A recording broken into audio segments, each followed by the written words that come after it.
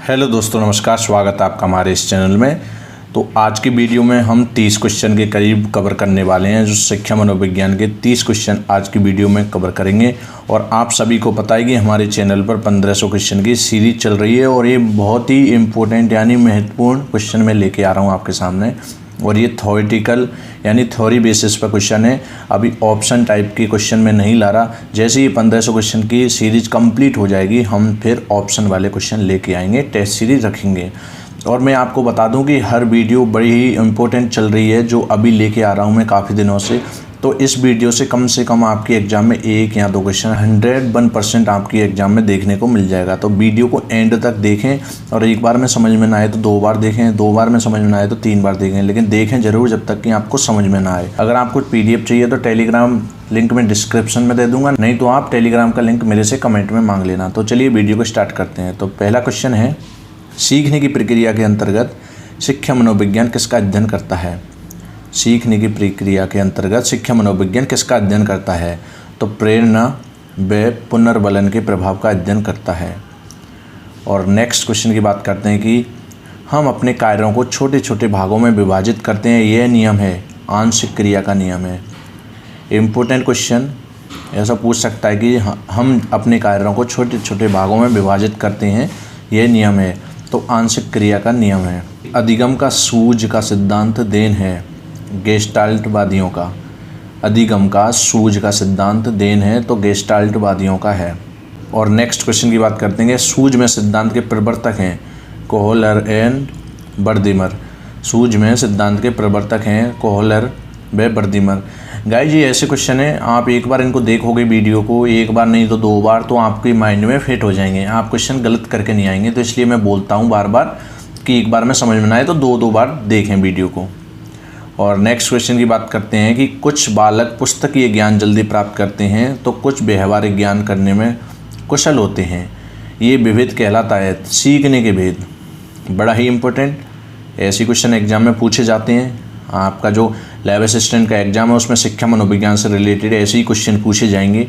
कुछ बालक पुस्तकीय ज्ञान जल्दी प्राप्त करते हैं तो कुछ व्यवहारिक ज्ञान करने में कुशल होते हैं, ये विभेद कहलाता है। तो सीखने के भेद। और नेक्स्ट क्वेश्चन है कि सीखने के सूझ के सिद्धांत में किस जानवर का प्रयोग किया गया है? तो चिंपैंजी का। सीखने के सूझ के सिद्धांत में किस जानवर का प्रयोग किया गया है? तो चिंपैंजी का प्रयोग किया गया है। और नेक्स्ट क्वेश्चन, अधिगम का मुख्य नियम है तत्परता का नियम। ये मैंने पिछली वीडियो में भी ये क्वेश्चन लाया था कि अधिगम का मुख्य नियम है तो तत्परता का नियम।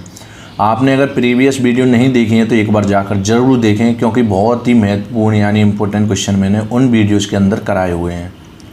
और नेक्स्ट क्वेश्चन की बात करते हैं, सीखने के लिए विषय का स्वरूप कैसा होना चाहिए? सरल से कठिन। हम जो कोई भी चीज़ सीखते हैं, सीखने के लिए विषय का स्वरूप यानी कोई भी चीज़ सीखते हैं उसका स्वरूप कैसा होना चाहिए? तो पहले सिंपल चीज़ सीखते हैं फिर हार्ड चीज़, तो सरल से कठिन स्वरूप होना चाहिए सीखने के लिए। और नेक्स्ट क्वेश्चन की बात करते हैं, कक्षा का कौन सा वातावरण सीखने को प्रभावित करता है? तो मनोवैज्ञानिक का वातावरण यानी साइकोलॉजी का जो वातावरण होता है वही हमें सीखने को प्रभावित करता है। जैसी हमारी साइकोलॉजी बनेगी ऐसे ही हम काम करेंगे।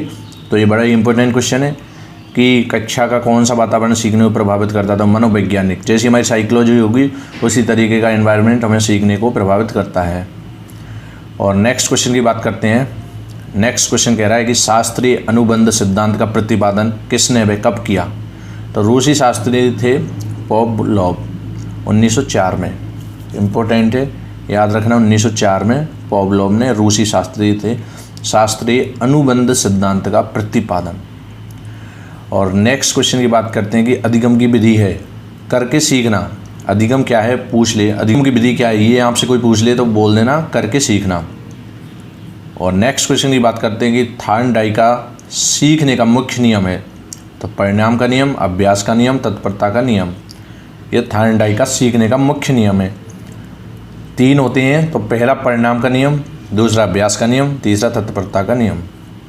और नेक्स्ट क्वेश्चन की बात करते हैं कि सुल्तान चिंपैंजी का परीक्षण किस मनोवैज्ञानिक ने किया था तथा उस सिद्धांत का नाम क्या है? तो कोहलर ने इस सिद्धांत का परीक्षण किया था और अंतर्दृष्टि का सिद्धांत उसका नाम है सिद्धांत का। और नेक्स्ट क्वेश्चन की बात करते हैं, कक्षा कक्ष अधिगम के लिए कौन सी विधि का प्रयोग किया जाता है? तो वाद विवाद विधि कक्षा कक्ष अधिगम के लिए प्रयोग किया जाता है। और नेक्स्ट क्वेश्चन की बात करते हैं कि थार्नडाइक ने कितने गौण नियम प्रतिपादित किए हैं? तो 5 नियम, 5।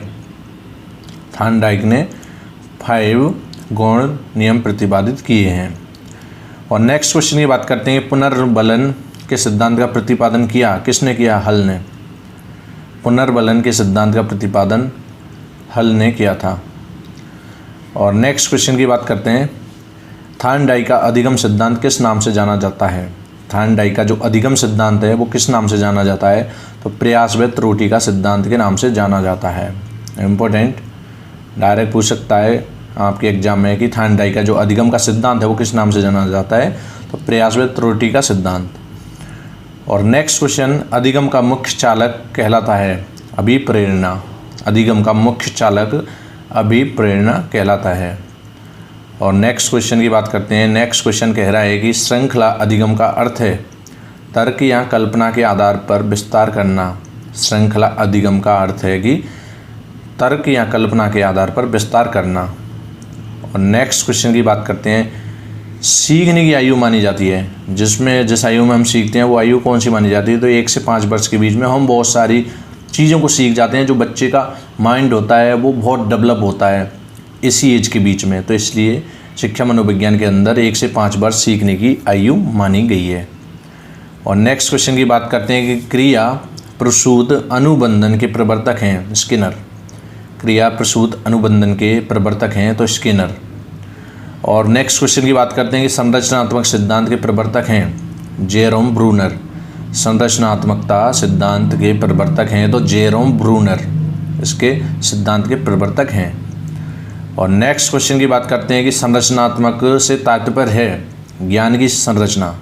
संरचनात्मक से तात्पर्य है, अगर क्वेश्चन आ जाए आपके एग्जाम में तो सीधा टिक कर देना ज्ञान की संरचना। और नेक्स्ट क्वेश्चन की बात करते हैं कि अर्थपूर्ण अधिगम की महत्वपूर्ण प्रक्रिया है मानसिक। अर्थपूर्ण अधिगम की महत्वपूर्ण प्रक्रिया है तो मानसिक इसकी महत्वपूर्ण प्रक्रिया है। और नेक्स्ट क्वेश्चन की बात करते हैं हम कि अधिगम की प्रमुख उद्देश्य होता है। अधिगम का प्रमुख उद्देश्य क्या होता है? तो भविष्य में किसी कार्य में सहायक होना अधिगम का प्रमुख उद्देश्य होता है। इम्पोर्टेंट, ये वीडियो जो मैं लाया हूँ अधिगम से रिलेटेड लाया हूँ। अधिगम के जितने भी क्वेश्चन हैं वो आपके इस वीडियो में कवर हो रहे हैं, तो वीडियो को अच्छे से एंड तक देखें। और नेक्स्ट क्वेश्चन की बात करते हैं, अधिगम का सबसे पहली भूमिका होती है। अधिगम की सबसे पहली भूमिका क्या होती है? तो आत्मीकरण। आत्मीकरण की अधिगम की सबसे पहली भूमिका होती है।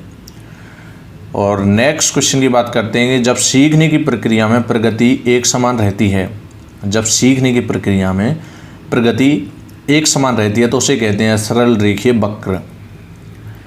बड़ा ही इंपॉर्टेंट क्वेश्चन है कि जब सीखने की प्रक्रिया में प्रगति एक समान रहती है तो उसे क्या कहेंगे? तो सरल रेखीय वक्र कहेंगे, एक समान अगर रहे तो।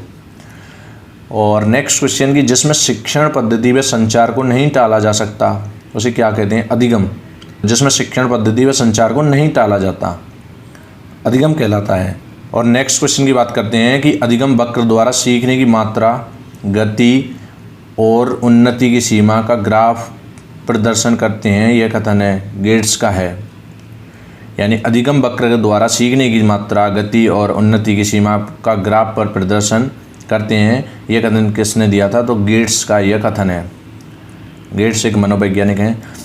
और लास्ट एंड फाइनल क्वेश्चन है कि बालक विद्यालय में जीवन शैली सीखता है अनुकरण से। इम्पोर्टेंट क्वेश्चन कि सीखने की एज तो होती है 1 to 5 वर्ष, यानी कि 1 से 5 की एज में सीखता है बालक। और जो बालक विद्यालय में जीवन शैली सीखता है वो अनुकरण से सीखता है। तो गाइज ये थे करीब करीब 30 क्वेश्चन कंप्लीट। हमने इस वीडियो में 30 क्वेश्चन लेके आए हैं और 30 क्वेश्चन कवर करा दिए हैं। और आप सभी को पता है ये 1500 की सीरीज चल रही है और बहुत जल्दी कंप्लीट होने वाली है हमारे चैनल पर। थोड़ी बहुत वीडियो और बची हैं। जैसे ये सीरीज कंप्लीट होगी हम टेस्ट सीरीज रखेंगे, ऑप्शन के साथ क्वेश्चन लेके आएंगे और हम आपका कंप्लीट सिलेबस शिक्षा मनोविज्ञान का करा देंगे। और काफ़ी लोगों की डिमांड थी कि साइंस के भी क्वेश्चन लेके आओ, जनरल साइंस के, तो मैं बहुत जल्दी जनरल साइंस के भी क्वेश्चन यानी वीडियो लेके आ रहा हूँ। तो आप चैनल पर एंड तक जुड़े रहें जब तक कि आपका एग्जाम ना हो जाए, क्योंकि साइंस के भी इम्पोर्टेंट क्वेश्चन हम लेके आएंगे, 10th लेवल तक भी लेके आएंगे और 11th 12th की बायोलॉजी भी हम लेके आएंगे। तो चैनल पर एंड तक जुड़े रहें और मुझे सपोर्ट भी करते रहें, क्योंकि आप सपोर्ट करते हो तो मुझे मोटिवेशन मिलता है और अच्छी वीडियो बनाने के लिए। तो आई होप गाइज आपको ये वीडियो अच्छी लगी होगी। अगर अच्छी लगी है तो इसे like, share and subscribe, bell icon भी प्रेस कर देना ताकि आपको हर प्रकार के नोटिफिकेशन मिलते रहें। तो आज की वीडियो में इतना ही, मिलते हैं दूसरी वीडियो में, तब तक के लिए जय हिंद, वंदे मातरम।